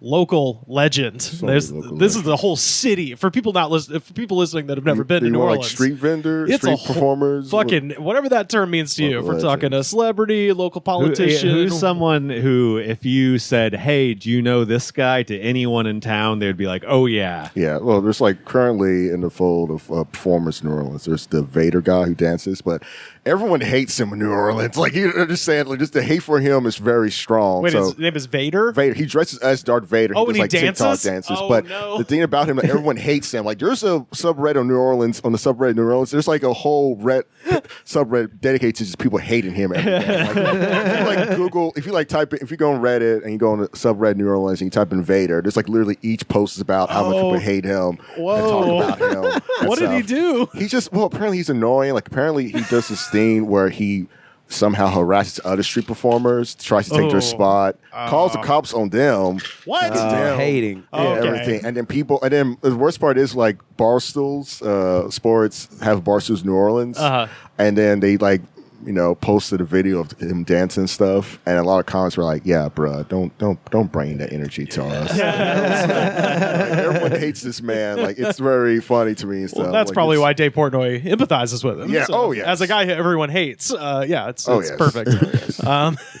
Number 3, worst bar. Worst bars. Another just full of the worst bars you've ever been to. And when I say a city, just so many of them. Well, and when I say worst, I could mean best too, because all my favorite bars are shitholes. I don't have worst. I have worst venues. Oh, sure. So worst venue? Worst venue to me was the Republic.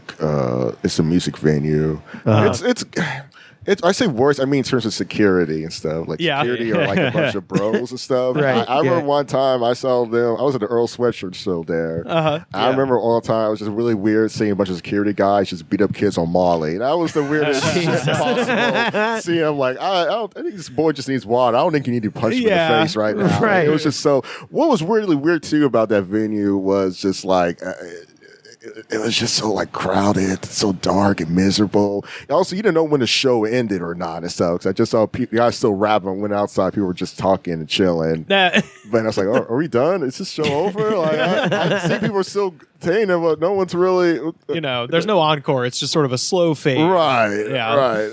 The last time I was in New Orleans, I was visiting. We have a family friend who's my mom's age. They went to school together. He lives down there, and anytime I'm down, gives us a place to stay. He's a really nice guy.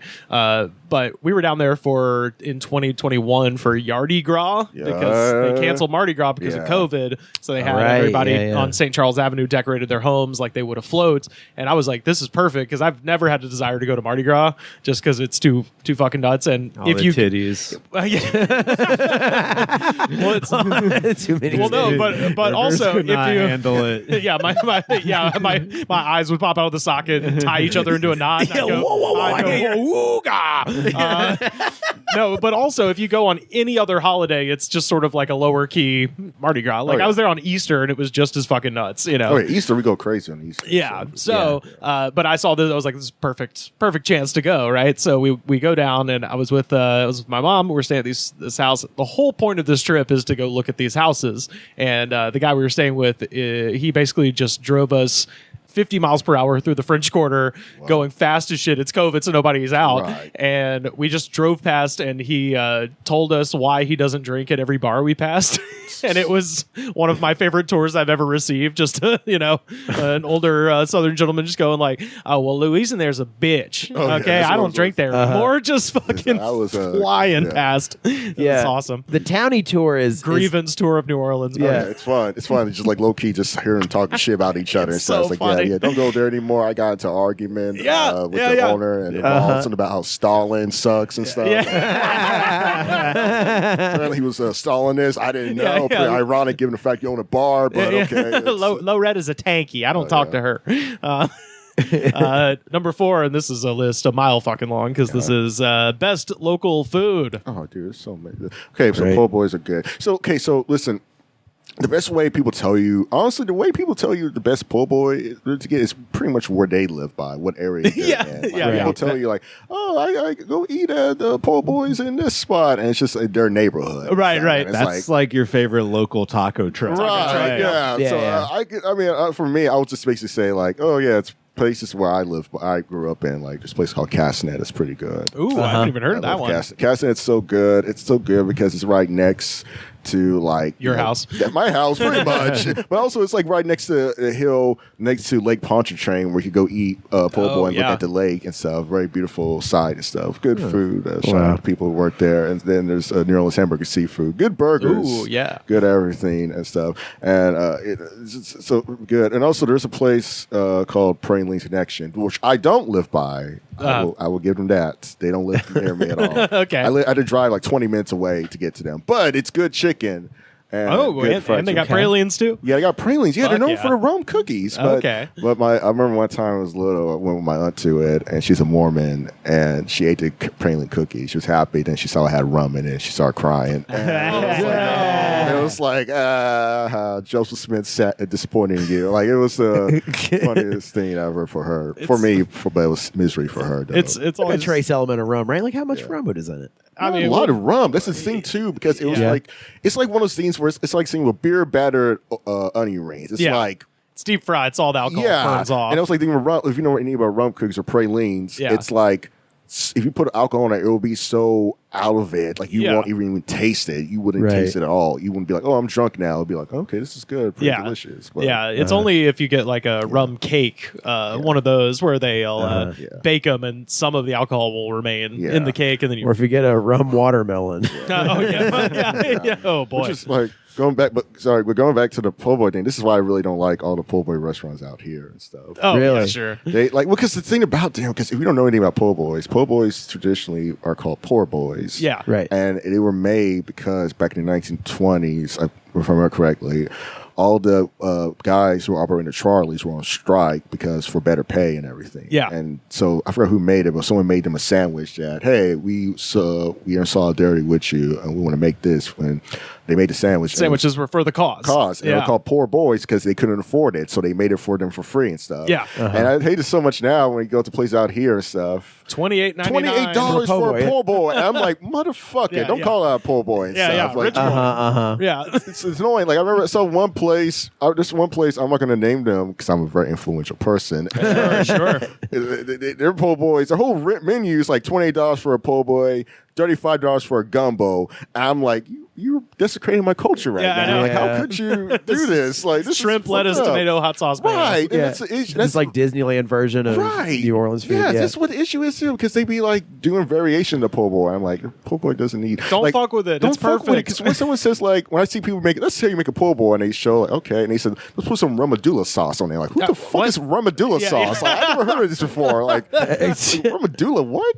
Is it like, are they trying to say remoulade or? Yeah. Remoulade, yeah, but this thing though, they're talking about mayo, and they'll simply, okay, so what they're doing is we said remoulade sauce. They're like talking about pretty much what they're doing is mixing mayo and hot sauce together. Right. And I'm thinking like, all you have to do is just simply get mayo, Put the mayo in put the the. mayo, jump the hot sauce. That's it. You don't have to do all this extra shit Yeah, yeah, for it right. and stuff. And it's just annoying to me when I see certain things. And one time there was a downtown. There was this place. I'm glad it's closed. It's called Orleans. Oh, yeah. Sure. But they would call it Orleans. And I Yeah, was there yeah. for a comedy show, and I remember I ordered a po' boy because I was happy, and I was like, oh, hey, it's Right. Local cuisine of New right, Orleans. yeah. Yeah. and they gave it to me, and I was so disappointed because they cooked the po' boy in 3 halves, What? like Thirds. thirds. Thank you. I was horrible at math. I don't know what I'm saying. I was just, No, I understand what you're Yeah. saying, but I was like, how do they do it in thirds? Yeah, Like, they just like literally canceled up. Po' boy was supposed to kind of half. So what they Yeah. did though, they did like a weird way where there was like there is first half, second half middle, and third half end. And, yeah, I was just so disappointed in them right now. I was just like, this is not a po' boy. Why would you call this a po' boy? A po' boy's cut in halves. You don't need to cut Yeah. thirds of this. Like, Yeah, this yeah. doesn't- well, it's like whenever like a city's like cuisine, and Nashville hot chicken's like the big Yeah. thing right now, but like. Like a city's cuisine gets like co-opted and made into this like restaurant out here that's like some sort of like bastardization of it. Right. I don't know what like the best version of that is. Yeah. It's kind of like Outback Steakhouse. Like the guys saw Right. Outback Steakhouse never even been to Australia. They Yeah. just said, "Oh, I feel like we just saw Crocodile Dundee." And we're like, "Hey, I didn't." It's like this is. But I think Outback has gone like so far from the realm of authenticity that it's like swung back into being like, hey, this is actually like a decent like Chili's priced like Right, you know what I right. mean? Like you get a good steak there for like $30. Yeah. Like you know what I Well, mean? But and like also- it's not like actual Australian cuisine Right. though. Well, and authentic Australian cuisine is just Greek and Thai because Yeah. that's what they fucking Right, eat there. right. Yeah. So But now it's like, especially like, major cities trying to like make chains out of like great local food from yeah, I don't Well, know, you can't major get cities in good the US. Southern food in LA. No. You can't. You really can't. Few and far between. I've honestly tried to find a good soul food restaurant out here, and it is hard because, again, price wise.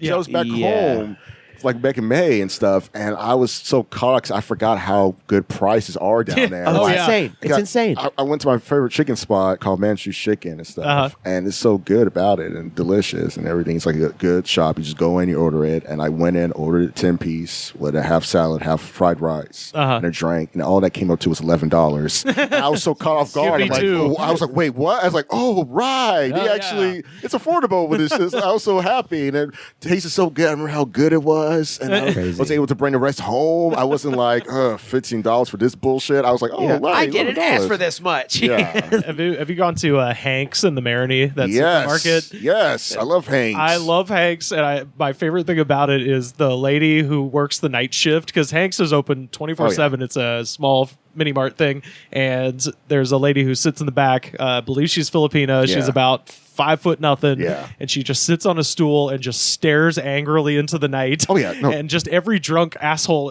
in New Orleans comes in there like, oh yeah. and so she is just battle hardened. Oh, and yeah, she so just makes it, yeah. I was walking there after comedy shows. I'm like, just very like, all right, 3-piece and a surprise. And she's just like, and like just angrily makes chicken, and it's so fucking good. And I swear the anger is the secret ingredient. What I'm told, because so my girl and I were like very different when it comes to foods. Like she's like kind of like, oh, let's go to this. This was in We're So Special magazine rated this 5-star review and everything. I'm like, I'm the guy who's like, oh, hey, I like going to these hole in the wall type spots and stuff. And I always say, the angrier the surfers are, the better the food is. Like I can like type of restaurants I like going to is like I can't support a restaurant where there's hope in their eyes. Like I got to go to a restaurant where there's like that American dream has been squandered for them. Like they're here now. Like they have to live with it, and now they had to make this food just to survive each day. Like that food to me tastes good. I can have that. I'm here to try to do a reinvention of the sloppy Joe and stuff. Like it's walking to some place, they're like, "How y'all doing?" And you're like, "Okay, this is bullshit." It's bullshit. Like, Probably the best restaurant at the market, the farmers market here in LA, is like a Mediterranean spot called Moishes, and the lady will just yell at you. Like when you walk up, she go, "What do you want?" And you're like, the falafel. Right. Okay. And it's like, you're the best. It's there is that feeling though when you go to a place that is overhyped and you're like, God damn it. This is good. You know what I mean? Like, keep trying to lie to yourself. Yeah, you're like, this shit is so this is fucking good. Okay, this is really really good. Nailed it. Yeah. What's your opinion about the roast beef po' boy? Ooh, good roast question. beef po' boy. Ooh. I am fine with that. The roast beef po' boy, I'm fine with it because it still respects the integrity of po' boy, and it still isn't trying to be in a reinvention or anything. It's been around for years. It's just like it's very interesting how it's just located the roast beef sandwich, but a po' boy version of it. But it's been around for years where it's like still technically its own theme. So it's like how the hot sausage po' boy, if you really think about it, it's just a sausage, like a regular hot sausage sandwich, but it's a hot sausage po' boy because they add the lettuce, tomato, the pickles, mayo, and the cheese, hot and sauce. it works in a way and stuff. And I think as long as you stick to the core ingredients of the po' boy, it's fine. It's not like. Would you say that that's the definitive po' boy is sausage or shrimp? It's Shrimp is the definitive po' boy because it's simple. It's like where a lot of people go to when they first time to eat po' boy. It will always be the shrimp po' boy. Yeah, They won't go out of the way. And so for shrimp po' boy is pretty much the po' boy that introduced you to all the other po' boys. It's safe. It's like what's the best way to say it? It's the gateway drug. It's a gateway to po' boy. It's just like you eat it like, oh, I want to try some harder shit now. Throw some fried oysters in there. Once you start getting the oysters in there, you're in deep. Yeah, as I say, you're gonna start trying the roast beef ones. Shit. Question 5: local ghosts or monsters? Local ghosts. There's so many. I know. Say New Orleans. New Orleans.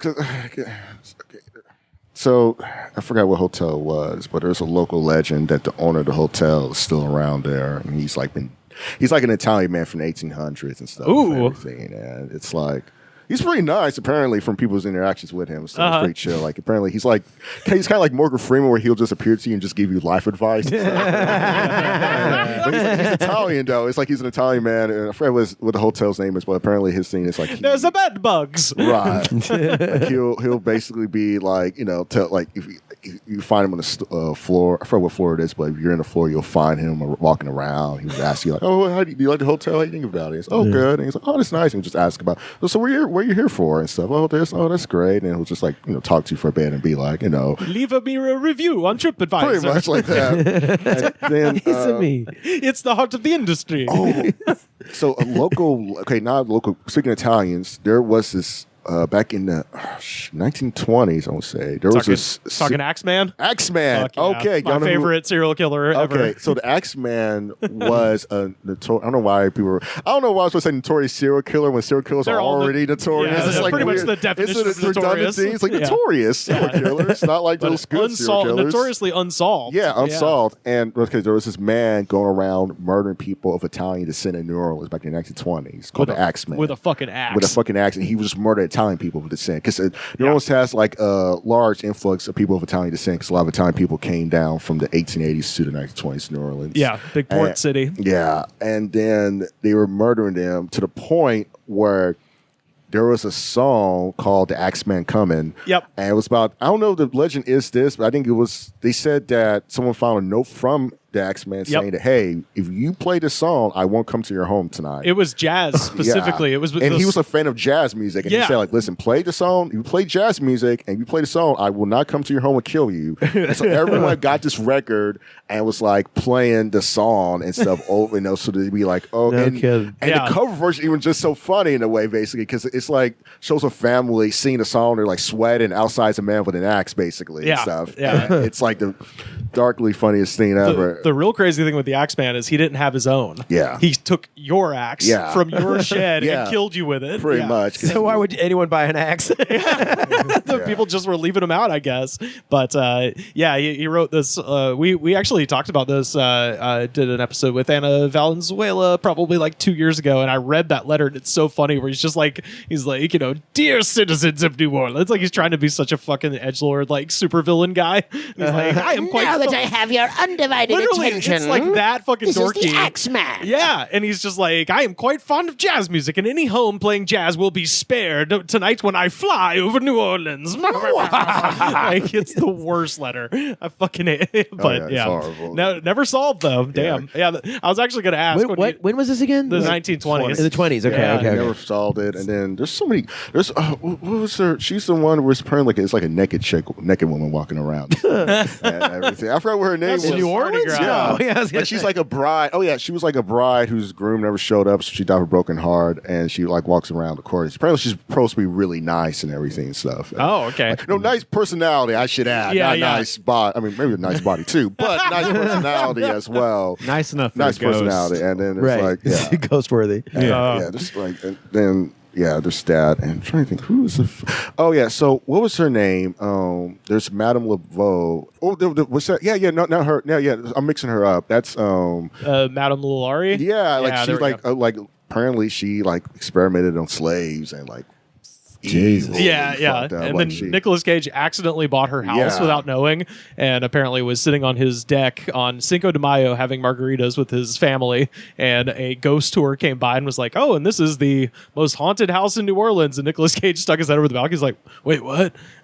And they're like, oh, Oscar winner Nicolas Cage, everybody. And then he came down and listened to the story, and then was literally just like, oh, fuck that, and went back inside. And like, hey, we gotta sell this place. This is not I don't think I should live here. Yeah, I think the the collapse of Lehman Brothers took care of him selling that place, because that's when he lost all of his money. Apparently, my dad told me one time he did see a ghost one time. Oh yeah, medical school he went to one time. He said he was in a library and he just saw an old man just staring at him and stuff. And he was like, what the old man look like? He was just black and old and stuff, and he just looked at me, and I just looked at my book. Next thing I know, he disappeared. Oh fuck! And I was thinking, like, what if he was just a guy seeing the future Doctors of America? And I was like, good luck. That was like, good luck, guys. Yeah, there's no hope. These people are going to be just doing brain surgery on themselves.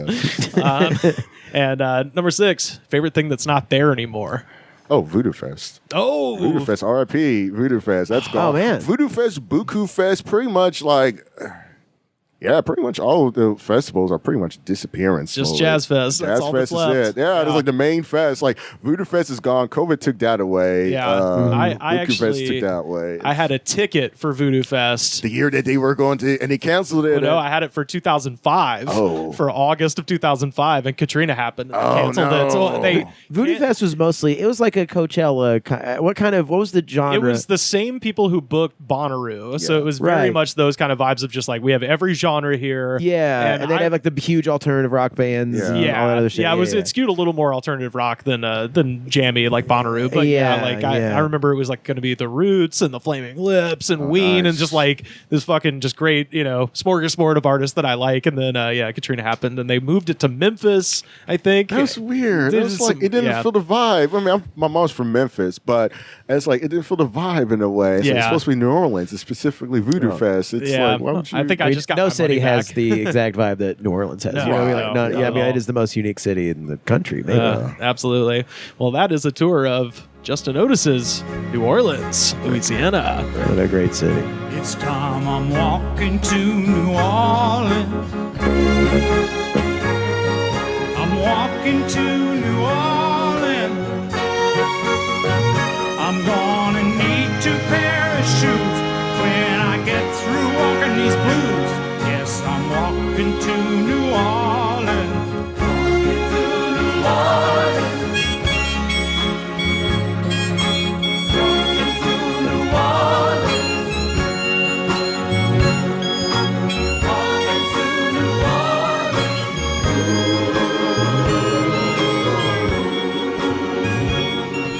fellas, we have time for just one more segment. And of course, this is our Jam of the Week. Oh, can you feel the patriotic vibes wafting off of Aaron Lewis and the boys of Stained? No, is this with Stained or is this a solo? This is Stained. This is Stained. This is their tune "So Far Away." This is he's the worst lyricist of all time. What year did this come out? 2003. Okay, I was about to say I called because I remember the movie Treasure Planet by Disney. Like it reminds me of their song they have. It feels that similar Matchbox 20 vibe. Oh, and stuff, yeah. where it's like it's rock, but it's like this weird, vaguely patriotic version of rock, but not patriotic at all. But it's a vibe of the times. We're like, we're gonna make it through, y'all. We persevered. He bit hard on that stuff. Yeah. If I was making a movie about 2003, this would be pretty high in the running for like song that you'd play over the credits just to set the scene. You know, this just does sound like the bombing of Baghdad. But this is off of their record 14 Shades of Grey, and this music video sits at 56 million views on YouTube.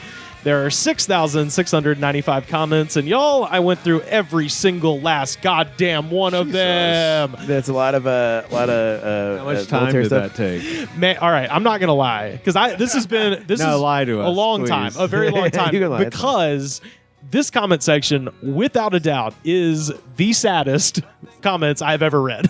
I believe it was. I was filtering through the most tragic stories you've ever read, just it like, little mini fucking Tolstoy novels all the way down. Was there one comment that said, "Man, when music was real"? Oh, we got one of those. Yeah. Those were ones that I deemed worthy of inclusion in this because there was way too many that were just like heroin, wife, dead, like the worst. But did Not find your heroin wife. I mean, there was one that was like, girlfriend left, is death now. Just like stuff like that where you're just like, oh my God. It's like, this reminds me of eating chips on the sofa with her. And you're like, why did you say she is death now? Like she's Oppenheimer. I'd say of all the Alice in Chains ripoff bands, like Stained is like they're the most generic band of all time of any genre ever. Well, let's get down into these YouTube comments, y'all. First up, Joe Michael from 2 months ago. Holy fuck! I just realized Aaron Lewis is the lead singer of Stained. What the fuck? All right, so wait, it means he's been a casual fan of for the years. Solo career. Oh shit! So, did his solo career do that well? Oh hell yeah, he's like a big country artist now. You know, that's his whole thing. And I remember one time I drove from Austin, New Orleans, and once you hit Louisiana, there was just signs for Aaron Lewis coming to town, coming to the casinos, just billboards every fucking where. Oh yeah, yeah. He when you watch videos of him, he'll finish the song, and go, "Thank you, y'all," and you're like, "You're from fucking Boston." Shut up. He's a masshole. Yeah. Next up, Septic 657 from 3 weeks ago. I don't care if you played it twice. The song is fantastic. Play it over and over. One of the best songs ever made. The way it is. We all love our beer. God damn. It's just a level. It's like, now, as a binge alcoholic, I do like a song that really fades into the background like wallpaper. Okay. This song, I want to know more about this guy's life for this to be one of the greatest songs It goes ever made. so far away. Beethoven's ninth than everything else. it's not even like it's bad because of how unremarkable it is. Like so far away. It's not even like out loud bad like Nickelback. Like it's like, I mean, it's terrible, but it's just boring terrible. Oh, yeah. This person doesn't feel like that, Carter. This is Missy K. Lola from 5 days ago. 5 days ago. This is less than a week ago. I feel like I'm floating. It doesn't fit the song, but I'm thinking about it. Wait, is that a threat? Huh? Is that a threat? Dear God, I'm goofy as hell. Doesn't really fit, but I'm thinking about it. Jesus. Sounds like this is just like it sounds like this is a comment section of what uncles will be like in 20 years from now. Not drunk, but just some form of utter misery. And this is the song that will bring them together. I think this person is about to overdose on heroin. I'm thinking about it. Doesn't fit, but I'll make that needle fit. I am floating. Yeah, I am floating. Bunch of Odds from 8 years ago. This is the first song of my life that I ever performed in front of people. And I'm so glad. This song deserves a Grammy. Are you hearing this? You piece of shit Grammy judges? Fuck you guys if you don't give this a Grammy. From 8 years ago. From 2003 and this came out. So they're like... 20 years ago. Yeah, so the song is 20 years old. So he wrote this in 2015. Yeah, they should give this song a Lifetime Achievement Award, dude. Why haven't you done it yet? Best song alive, dicks. man. Best song alive. All you fucking Grammy judges. Oh, y'all, you think I give a shit about a Grammy? The critics cannot stomach him nor stand. Mate. Nope. Kimberly Gabriel from 1 year ago. What are you doing on my front porch covered in oil with a severed head in a box? What happened to the no contact order? That is the least of your concerns if someone's on your front porch with a head in the box. Someone's sevening her. Hey, you violated the no contact order. What's in the box? What's in the fucking box? So yeah, that one's fun. Hamed. It's good times. Hamed from 4 months ago. This jam has a super great melody, but the words don't give any credit to the creator of the universe and beyond. And I take issue with this lack of praising God in this song. And this melody, it's just a taste of heaven. There are way super greater jams in heaven. It'd been wild if he said the creator of the universe is Xenu. I'm talking about. Oh, yeah. Yeah. Just join the Sea Org and come aboard the boat. That's also like such a that guy is like such a youth minister energy. It's like, sure, we all know this crazy rock song is just a taste of heaven, but guys, have you guys considered reading the Bible? You think this is good as it gets? Wait till you read the book of Hosea. Come on. Yeah.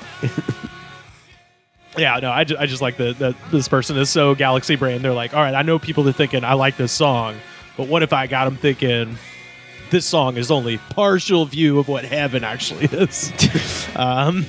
Brandon Martin from 9 days ago. Angela, I miss you. I've always loved you, dear. I'm sorry. I've been scratching my brain to remember you, baby. I don't know what that means. He misses her, but he's really putting forth a lot of effort to remember her. And so that's good. I'm waiting for the one comment that simply says, I want my kids back. Oh, we might have one of those. That's kind of subtext of all these. Oh, yeah. Corey H. Resco from 1 month ago reminds me of me and my ex. We didn't make it, but this would have been a good song if we would have. That's fucking amazing. Sheila, you would have loved this. You would have really... Man, if we were just sitting here listening to this song together, it would have been great. But unfortunately... Yeah, we didn't make it, though. Now she's married and has some kids of her own. Yep. Boy, this would have been a good song for us. Oh, man. Wow. I'm not thinking about her, though. I'm not crazy. She's crazy. Nathan... that bitch. Now that I'm here!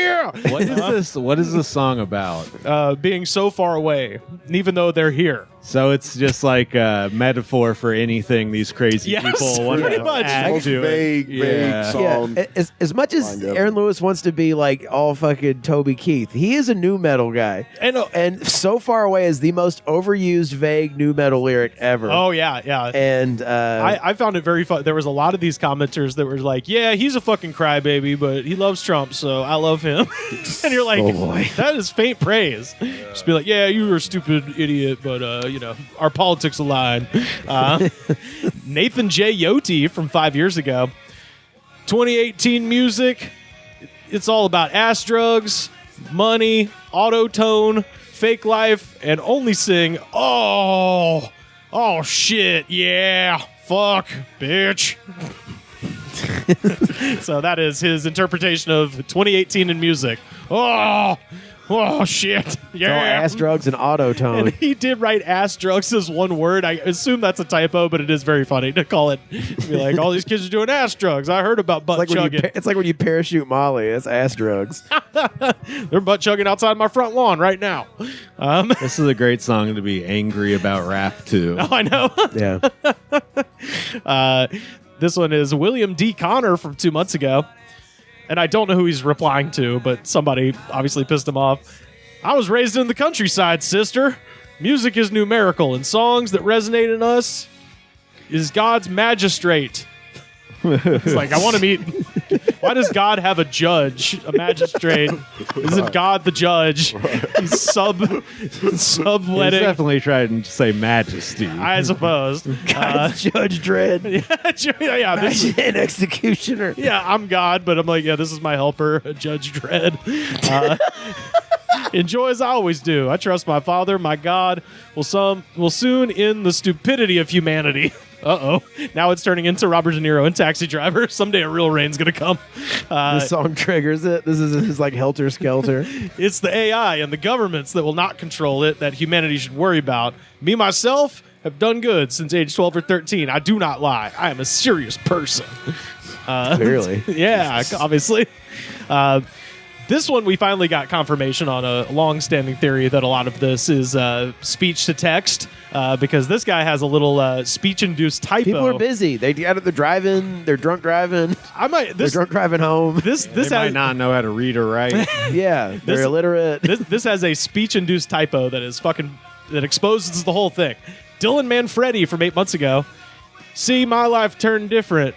Hey, Siri. Violence and hurt people that I'm not like that and had turned my life around. That girl's name is Shania. But I just like that there is Hey Siri. Yeah, the telltale Hey Siri. Fucking incredible. It's not the right way to just talk to your ex. Just text them. Tell them something. Tell them you miss them. That's it. Try it. You'll clean up your act. Got two more here. Sam Huerta from 5 months ago. This is just for me and my wife. We are so far away. Oh, God. And now he has the initials FTW, which could either mean for the win or fuck the world. I think it's fuck the world, but it's way funnier to imagine every time he's saying one of these, he's going, for the win. So this is just for me and my wife. We are so far away. For the win. Never again get involved with a woman anymore in my life. Fuck that shit. Just saying. Remember when this song, When I Was Away, Isabel? Well, I'm home now and you're fucking away. What the fuck? For the win! Support your local banditos. Local business, all right. I think it's a biker thing. It's a biker gang. Yeah. Oh. I know a band from Nashville called the Banditos. Yeah, are they from Nashville? I thought they were Birmingham. They're from Birmingham. They live in Nashville now. Yeah, I've seen the Banditos before. I know those guys from fucking. Yeah, so let's say it's them and not incur the wrath of the Banditos. You said that's a local biker thing? I think so. Okay, yeah. this makes sense now. Because this sounds like this will play over an episode of Sons of Anarchy. Yeah, 100%. Like in credits and stuff. Yeah. And finally, Anita Brennan from 3 years ago. This is one band I will never spend another penny on. And the reason is simple. They were supposed to headline Earth Day Birthday in Orlando. and me and a bunch of friends went. We bought a bunch of tickets, just mainly to see them. And they didn't show because they said it was too hot. Fucking really? Talk about staying. Fuck you guys. You should have to pay us back, especially since the Offspring had to fill in and they suck. So it's a rough show for the Offspring. I know. A bunch of pissed off Stained fans. Being like, I'm pretty fly for a white guy. Boo! And they're just throwing piss bottles at him and shit. Gotta keep them separated. No. And that is the wholly unremarkable Stained with their song So Far Away, our jam of the week. Justin Otis, where can people find you on the internet? Yeah, you can follow me at Justin's Otis, O-T-I-S, on Instagram. I would call it Justin Otis, but there's another guy who took it, so now I had to kill him to take it. Oh, sure. Yeah. That's all you had to do with the internet now. Someone takes your name before you could take it, you got to murder them, man. Mm-hmm. Yeah. Assume their identity. Carter took his own name by forgetting his password to Carter at Carter Glasscock. I sure did. Yep. I sure did. I own it. Now I have like 2 profiles. It's confusing everybody. That's right. Oh, and I have a cousin named Carter Glasscock, so there's 3 just floating around. Damn. You also can follow me on Twitter, too, and stuff. I don't post on Twitter a lot. Or an X. Yeah, I was going to say, you mean X, you're not Zeeting? X, they call it. I don't really post on there a lot. Honestly, I just got it due to peer pressure, and I'm not really trying to use it that much and stuff. It's a horrible place. I don't think it should last long. But follow me, please, so I can feed my family. Hell yeah. Sam, where can people find you on the information super highway? You can find me Slam Harder on Twitter, Instagram, Sam Harder 666, TikTok, Slam Harder. Threads, Slam Harder. What else is there? YouTube, LA Comedy Life. Playing video games every Friday. I had to change the Friday thing. It's no longer Friday. We're looking for a new standard time for the stream. Oh, okay. I have something to do Fridays now. Okay. Unfortunately. Well, no, that's a good thing. Yeah, come check out the TikTok Tough Guy series. If you like YouTube hilarious. comments, yes, there's an endless supply of people making very, very hardcore threats to very, very non-consequential situations on TikTok. People yelling at each other over a parking space. There's going to be trash can action. Yeah, there's going to be somebody who's like, I got 19 rounds for this very reason. It's like a 70-year-old lady with dementia yelling at him. Oh, Jesus. Carter, where can people find you? You can find me on basically Instagram. I mean, I'm on Facebook. Yeah. I check it occasionally to see if I missed a birthday or something, but Instagram, I'm not on X. I'm probably going to delete my X profile. Oh, okay. Well, I don't know. I had the thing go viral on there, so I could probably never delete it. Yeah, you got to keep that. I'm going to keep... is it Zeeting is what it's called? Yeah, you're Zeeting now. All right, I'll Zeet. Fine. Zeet. I'll try to Zeet. I'll try to Zeet, motherfucker. Yeah. I'm going to Zeet. Every day. He didn't think any of this through. No. Yeah. Oh, and you can read some articles I'm going to write upcoming. I'm writing for New Noise Magazine. Fuck yeah. And I'll be reviewing some records in the next couple weeks. Oh, awesome. Well, be sure to re-zeet that. I'll re-zeet it. Oh, yeah. Sorry, real quick. Also, too, I run a monthly show called Good Vibe Show. North Hollywood, the place amp rehearsal at his new comedy venue called Studio 6. I don't know why I'm speaking very softly. It's very soothing. I was going to say, but the next show is going to be on August 18th. It's going to be around my birthday weekend. So if you want to come, support some comics and support my birthday. It won't be any cake or anything. I'm not going to do anything special. I just want you to come. If anyone who's listening could come and stuff, it's going to be in North Hollywood. We have a Instagram called Good Vibes Comedy Show.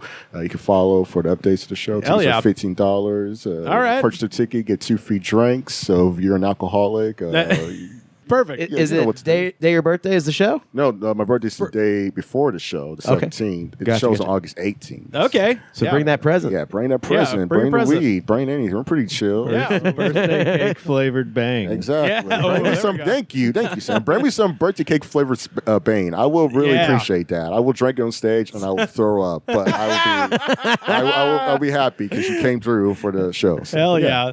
You can find me on Twitter, Instagram, Blue Sky, and Threads. I haven't posted on the latter two yet, but one of these days, maybe, at Rivers Langley. And if you are listening to this the day it drops, come see me in Phoenix, Arizona as a guest on the Dollop Podcast at Stand Up Live in Phoenix. Tickets are on sale now at dolloppodcast.com/tour. And then Friday, September 29th, I'm going to be at the Build Space in Altadena, California with Guy Branum, Chris Fairbanks, Ed Greer, Aaron Lampart, and more. So come out and see some stand-up comedy.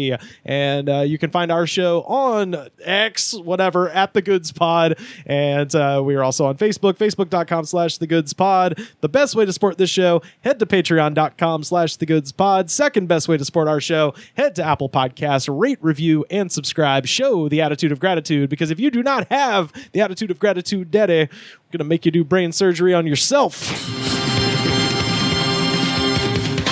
The Goods from the Woods was recorded and edited by me, Rivers Langley. You can find our show on Twitter at The Goods Pod. Our theme song was composed by Jonas, the Space Cowboy.